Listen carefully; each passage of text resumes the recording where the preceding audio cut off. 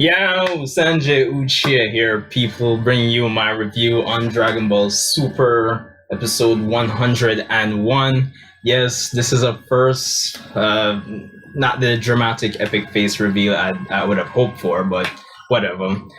But yeah, it's, I guess, a special occasion, quote unquote. It's been a year since I've been doing Dragon Ball content on YouTube, so there's that. Um, just so you know, I uploaded an AMV and did another video earlier today. I'll probably post a link to that towards the end of this video so you can see that.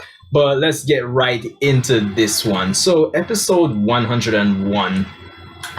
Definitely my first impressions, definitely better structured, well, overall better episode, honestly speaking, when compared to episode 100. I know that episode 100 was either it was pretty 50-50 when it came onto the fan base. People either loved it or hated it. But I mean, objectively speaking, I think this episode was definitely better. It was just put together better, honestly speaking. So obviously this episode, again, it does advance the plot, as by the end of it we have a conclusion to the conflict, which was Universe 6 and 7 versus Universe 11, the Pride Troopers, which were the central aspect of this episode, honestly speaking. Definitely a well-paced episode. Stupid mosquito. Yeah, definitely a well-paced episode. It definitely felt dynamic. It didn't really feel too... I mean, it did focus on specific characters, but it did feel like, we got a bit of this here, we got a bit of Goku and Android 18, there's Android 17, we got a bit of Master Roshi there, so definitely a dynamic episode in terms of how it flows, honestly.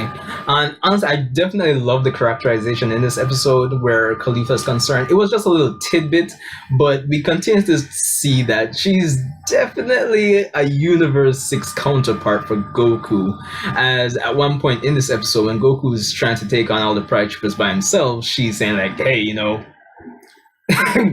I want in on the action too, basically. So that was fun.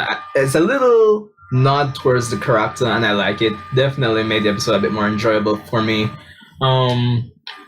Of course, what helps to really push this episode above last week's episode is definitely the art. And I said in my review last week that, based on the preview for this week's episode, that the arts was definitely a grade or two above last week, episodes 100, because even though the fight scenes were cool for episode 100, the art definitely brought down the visual quality of the episode for me. This episode definitely takes it back up a notch.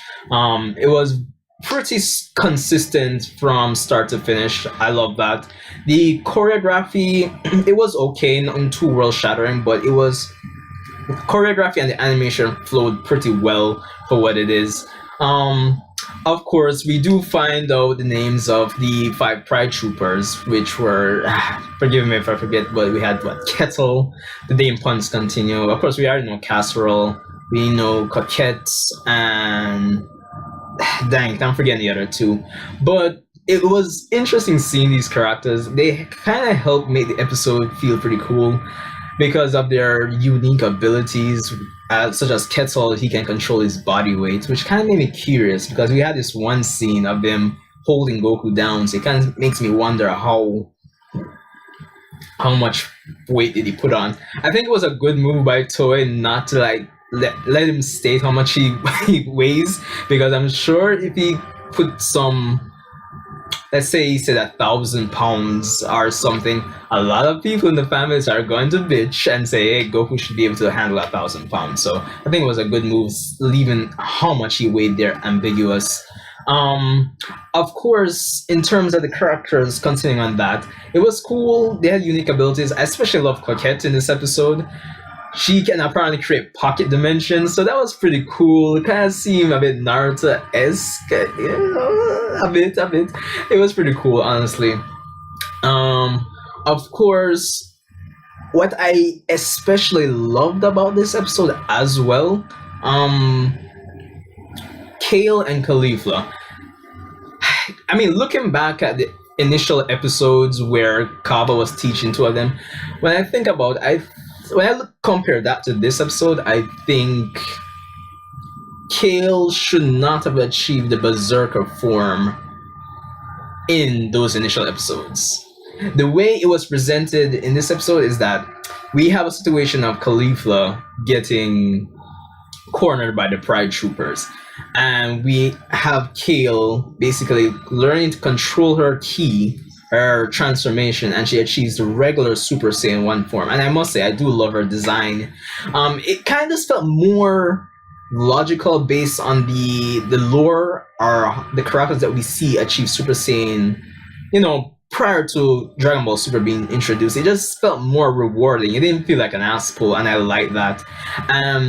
It's interesting that even in the scene where we have Khalifa and Kale going up against the Pride Troopers, because we get to the point where Goku, Universe 6 and 7, they're separated. They were working together. It was cool, interesting dynamic there, but they eventually get separated.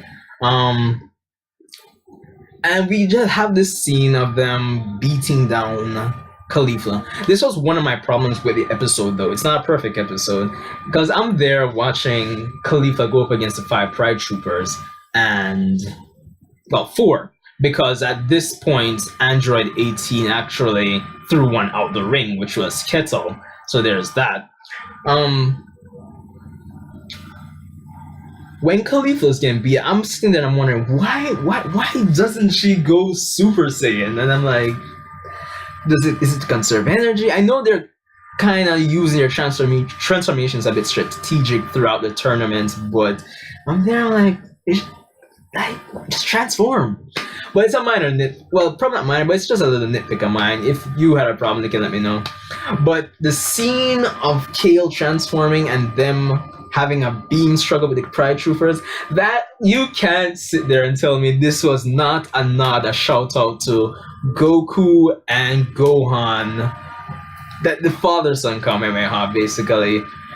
Because looking more on it, as I have mentioned, Khalifa's kind of like some weird Universe 6 parallel to Goku, and analyzing Kale's character, her characterization, since she's been introduced as that shy, reserved girl that I wouldn't say it doesn't really want to fight, but it's kind of been showed as that. It kind of reminds me of Gohan, so it kind of makes more sense now, that scene. It was definitely a shout out to the father-son Kamehameha, and I absolutely loved it. Of course, Android 17 and Android 18 in this episode definitely made it it really added to the pacing and the dynamic flow of the episode as well. So there's that. I love it. It's episodes like this that actually make the tournament feel more like a battle royale, and I absolutely loved it. Definitely a better episode than episode 100 to me. If 100 was like this, it would have been much better. But I think I'm starting to, the Universe 6 saying this, the girls are kind of growing on me. I just felt like Kale's transformation in this, her mastery of the initial Super Saiyan, well, not mastery, but her achieving it just felt more rewarding. And of course, we do see her transform into Super Saiyan Berserker in this episode as well. So that was cool, and she seems to have control, not mastery, but control. Still seems to drain a lot of her energy. The last thing I guess I'll say is that, and I like that they addressed it, is the fact that, we're fighting for the survival of the universes, but Goku just being nonchalant, and he's kind of addressing the episode towards the end where Khalifa asks Goku, if he's sure you want to do this, let us go. And we have an interesting character moment between Android 17 and 18 where Android 17 says it's no big deal, it's kind of the human thing to do. So that was interesting, the characterization there. Logical, you're fine for universe, so you probably wouldn't do that, but it kind of just added a special touch to the episode, honestly speaking, considering those two were in it as well. The only other nitpicks I had with the episode was when Goku, after 18 threw out Kettle, and then the short guy, I forgot his name. Like, instead of just kick him out, Goku announces that he's next instead of just kicking him out. Which was weird. At that, and Android 18 saying Goku let his guard down, which you think Goku would be no, not to let his guard down. But just little nitpicks here and there. Of course, towards the end, Android 18 throws out Coquette, who had created a pocket dimension for herself. But yeah, I mean, my final thoughts, definitely a solid episode.